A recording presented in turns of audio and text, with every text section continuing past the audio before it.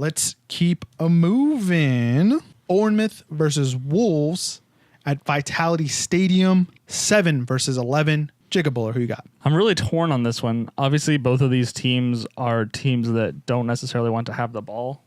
We talked about this extensively in many of our podcasts about how neither of these teams seem to do that well when the onus is on them to like have possession and be the creative team. Wolves obviously coming off a disappointing performance against Newcastle. I think that I'm going to give the edge to Bournemouth, but only because they're the home team. Bournemouth really haven't been playing exceptionally well. Ever since their annihilation of Chelsea a few weeks ago, they really have dropped off. Both of these teams, Wolves are in 7th right now, but both of these teams, their season's basically winding down, especially Bournemouth. I don't know. They'll have to put together a big kind of last minute push if they hope to catch Wolves in that 7th spot and possibly get into Europe, depending on how the stuff falls out at the top. But who you got? I'm going to go with a draw in this game. Okay. I'm going to lean towards Wolves on this one because I still think the lack of Brooks, the lack of Wilson, you saw it especially with the Liverpool game. They just weren't able to kind of structure any kind of attack. They had like one in like the first 10 minutes, and basically after that, they were basically carved apart. They just didn't have the extra kind of creative runner or just creative pass, and I felt like those two guys missing are just huge holes they cannot fill with Solanke, with Ibe. Those players just don't offer anything for them, and they're probably going to start in this game. Nathaniel Klein's going to be back, obviously, because he couldn't play in the Liverpool game. I think a guy that was missing this past weekend, but I still don't think it's going to be good enough to beat this Wolves team. I think last week, Wolves just played a team that is professionally sets up almost every week. Sometimes, obviously, they have blips, but I don't see